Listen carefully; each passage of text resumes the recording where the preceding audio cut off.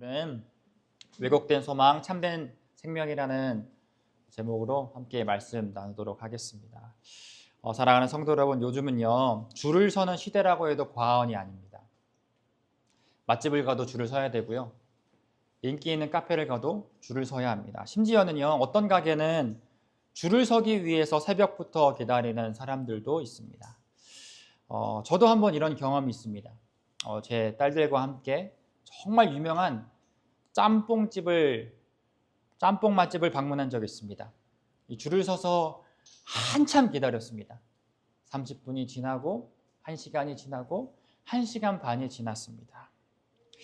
시간이 점점 길어지면서 딸들과 이런 대화를 했습니다. 아빠, 이렇게까지 해서 먹어야 될까? 저도 이거 먹는다고 우리 인생이 달라질까? 이런 기억이 있습니다. 그리고 결국 2시간이 지나서야 식당 안으로 들어갈 수 있었습니다. 그리고 그 자리에 앉아서 1시간을 더 기다려서 2시간이었어요.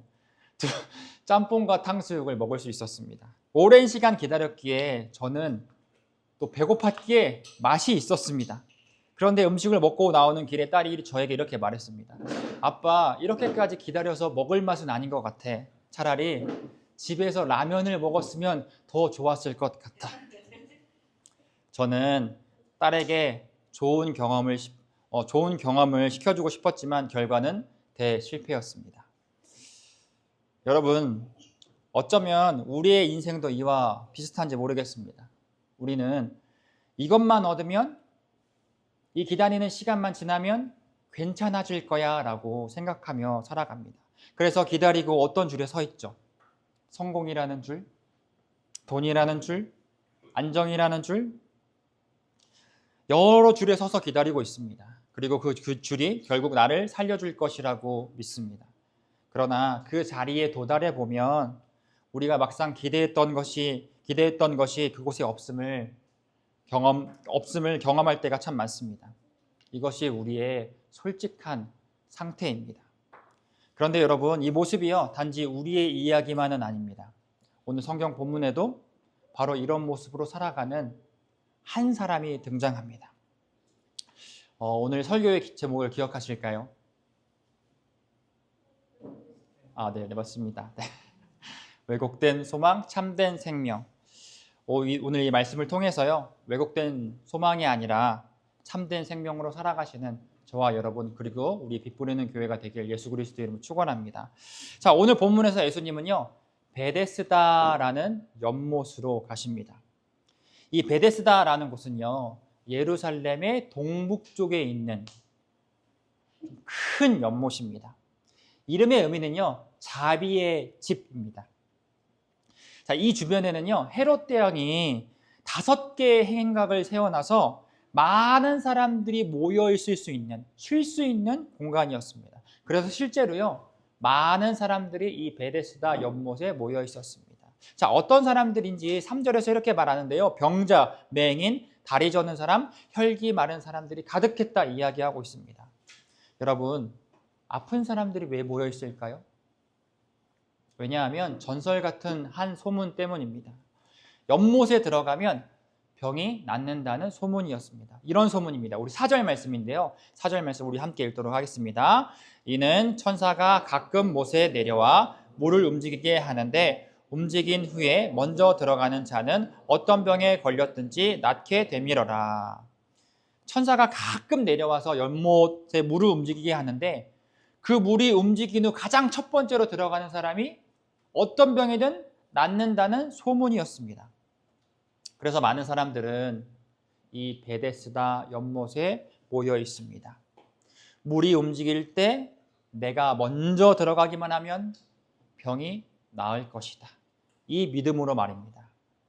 여러분, 겉으로 보면요 이 베데스다는 희망의 장소인 것 같습니다. 왜냐하면 실제로 많은 사람들이 모여 있고 회복의 기대가 있고 무언가가 일어날 것 같은 소문이 있기 때문입니다. 그러나 여러분, 이 구조를 자세히 들여다보면 현실은 굉장히 냉혹합니다. 자, 먼저 들어가는 사람만이 낫는 구조입니다.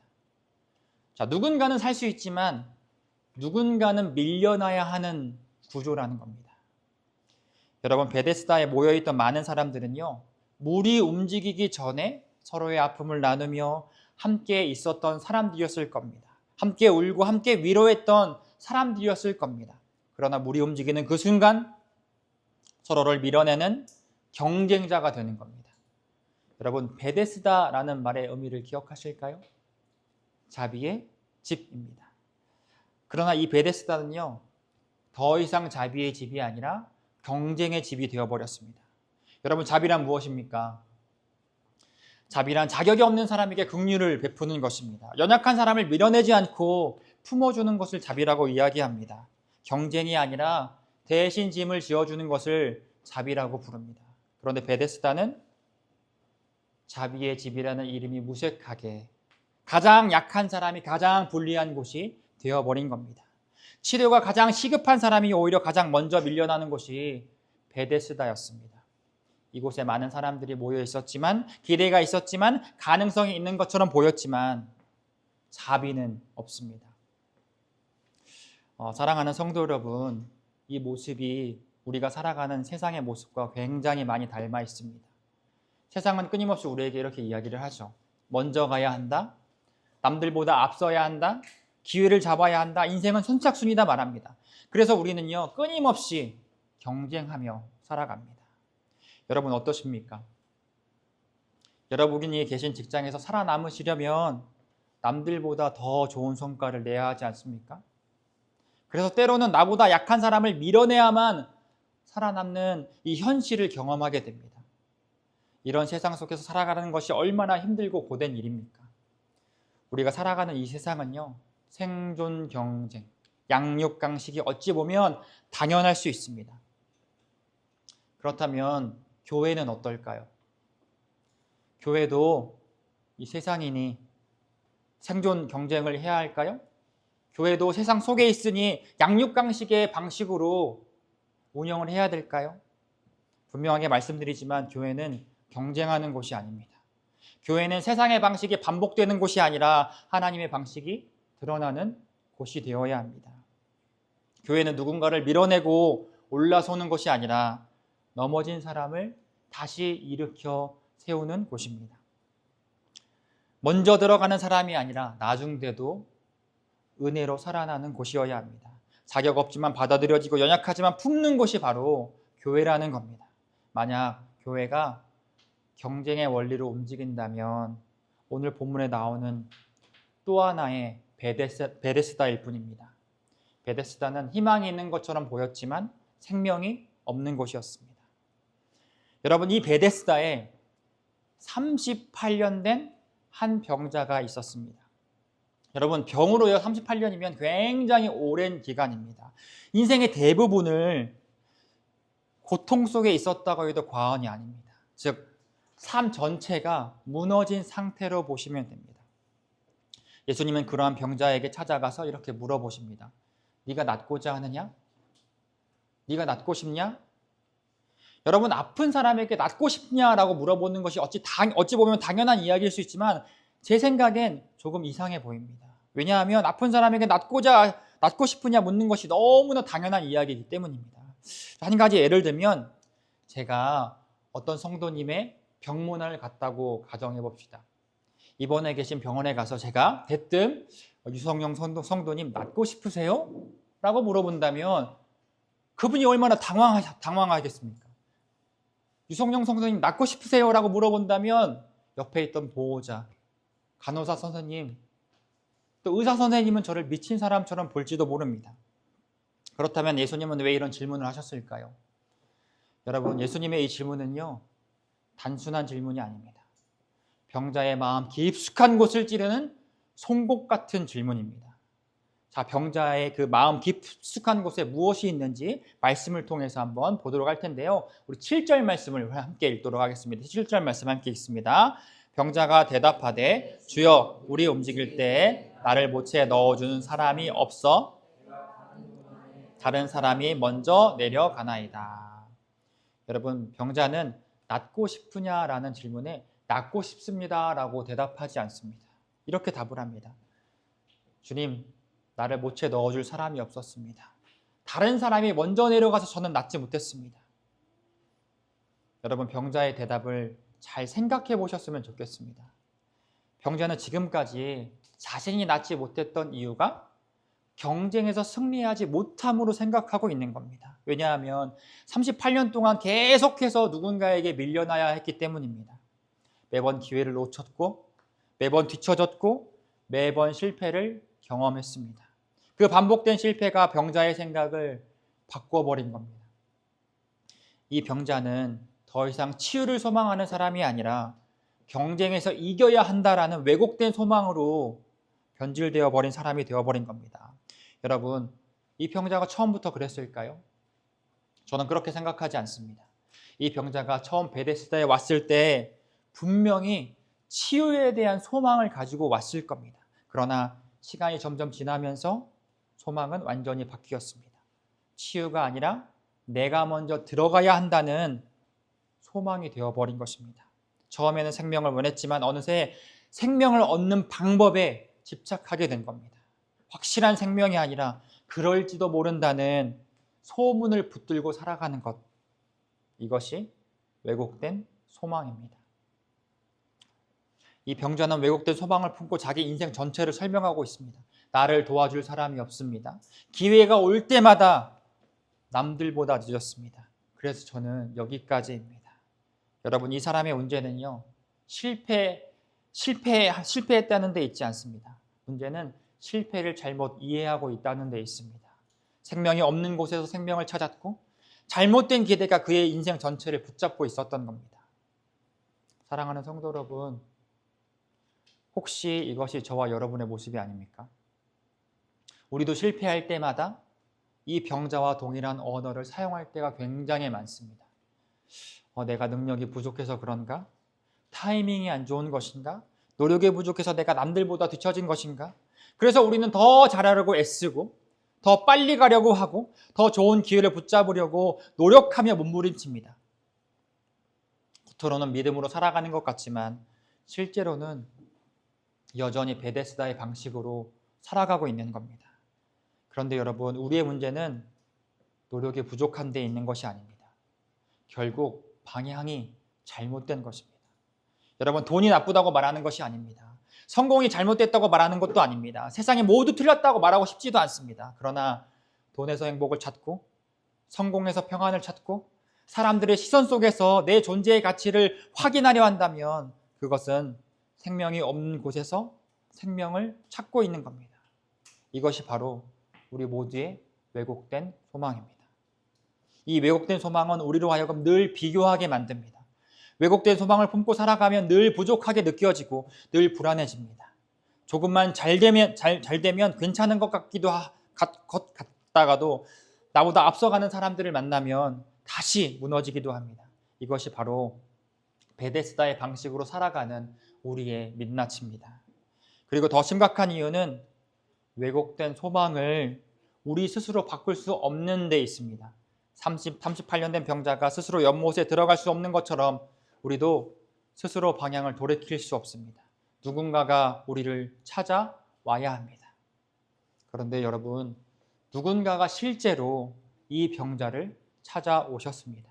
왜곡된 소망을 가지고 그 자리에 누워있던 이 병자에게 우리의 구주이신 예수님께서 찾아오셨습니다. 먼저 찾아오십니다. 그리고 이렇게 말씀하십니다. 우리 8절 말씀인데요. 우리 함께 읽도록 하겠습니다. 예수께서 이르시되 일어나 내 자리를 들고 걸어가라 하시니. 여러분, 병자가 원했던 것이 무엇입니까? 자신을 누구보다도 먼저 베데스다 연못에 넣어주는 것이었습니다. 그러나 예수님은 이 병자를 연못에 넣어주지 않으셨습니다. 병자가 기대했던 방법과 전혀 다른 방식으로 고쳐주십니다. 일어나라. 이 말씀 한마디로 치유해 주셨습니다. 여기서 중요한 것은 이 명령이 병자의 능력을 고려하지 않는다는 데 있습니다. 38년 동안 일어나지 못했던 사람에게 일어나라. 이 말 한마디로 고치셨다는 겁니다. 여러분, 이것은 새 창조입니다. 말씀이 능력을 만들어낸 겁니다. 병자는 연못에 들어가지도 않았고 물이 움직이지도 않았습니다. 예수님은 단지 말씀만 하셨습니다. 일어나라. 그리고 38년 된 병자가 진짜 일어났습니다. 사랑하는 성도 여러분, 우리는 이것을 좋은 소식, 복음이라 말합니다. 병자는 방법을 원했습니다. 그러나 예수님은 방법을 주시지 않고 생명을 주셨습니다. 병자는 연못이 자신을 살릴 것이라 믿었지만 그 생명은 연못에 없었습니다.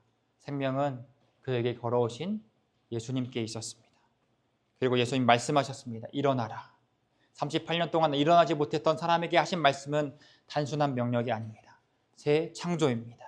복음은 준비되면 살리겠다가 아니라 복음은 자격 갖추면 도와주겠다가 아닙니다. 복음은 우리가 여전히 엉뚱한 곳에서 생명을 찾고 있을 때도 예수님은 먼저 찾아오셨다는 좋은 소식입니다. 예수님은 지금도 저와 여러분에게 동일하게 말씀하십니다. 지금 일어나라. 사랑하는 성도 여러분, 오래된 일이지만 한 가지 저의 이야기를 하고 설교를 마쳤으면 좋겠습니다. 첫째 딸의 돌잔치 때였습니다. 예배를 드리면서 어느 목사님께서 이렇게 기도해 주셨습니다. 남들보다 더 앞서가는 아이로 자라게 해 주십시오. 남들보다 더 지혜로운 아이가 되게 해 주십시오. 저는 그 기도를 들으면서 마음이 굉장히 불편했습니다. 꼭 그렇게까지 기도해야 할까? 남들보다 더 앞서야 할까? 남들보다 더 지혜로워야 할까? 그러나 이상하게도 동시에 이런 마음이 들었습니다. 그래, 좀 더 앞서야 하지 않을까? 더 지혜로워야 하지 않을까? 그래야 이 험난한 세상에서 덜 힘들게 살지 않을까? 여러분, 솔직히 그렇지 않습니까? 남들보다 앞서야 살아남는 것이 우리의 현실입니다. 남들보다 잘해야 인정받는 것이 냉혹한 현실입니다. 그래서 뒤처지면 우리의 마음도 금방 무너지는 것 아닙니까? 저는 그 순간 깨달았습니다. 겉으로는 신앙을 말하고 있지만 제 마음 깊은 곳에는 여전히 남들보다 앞서야 한다는 베데스다의 방식이 여전히 작동하고 있었던 겁니다. 그런데 복음을 조금 더 알아가면서 저의 마음과 기도가 바뀌었습니다. 주님, 이 아이가 남들보다 앞서는 인생이 아니라 이름의 의미처럼 하나님의 지혜로 세상을 따뜻하게 하고 남들과 비교하면 인생이 아니라 최고의 사랑이신 예수님 한 분으로 만족하는 인생이 되게 해 주십시오.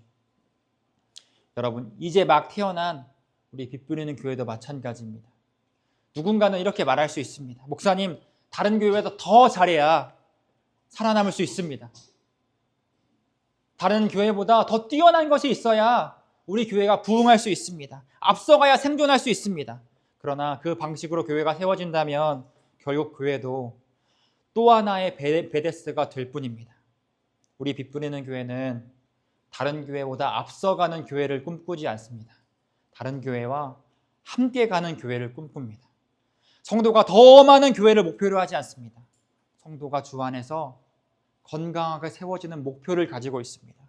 이것을 가능케 한 것은 오직 하나입니다. 예수 그리스도, 복음밖에 없습니다. 저는 우리 성도님들을 위해서 기도할 때 삶의 필요를 위해 삶의 필요가 채워지게 해달라고 기도할 것입니다. 현실의 삶 속에서 또 치열하게 일하시는 그 직장에서 고되지 않게 슬기롭게 좋은 성과를 내기를 기도할 겁니다. 그러나 그것보다 더 먼저 예수님 한 분이 전부가 되시는 성도님들이 되시기를 간절히 기도하고 싶습니다. 사랑하는 성도 여러분, 여러분은 지금 무엇을 보고 있습니까? 여전히 물이 움직이기를 기다리고 계십니까? 여전히 누군가가 나를 밀어주기를 원하고 계십니까? 아니면 말씀하시는 예수님을 바라보고 계십니까? 오늘도 주님은 저와 여러분에게 동일하게 말씀하십니다. 일어나라. 이 말씀에 반응하여 참된 생명의 주인이신 예수 그리스도 한 분만 붙들고 살아가시는 저와 여러분, 그리고 우리 빛부리는 교회가 되시길 우리 구주이신 예수 그리스도의 이름으로 축원합니다. 축원합니다.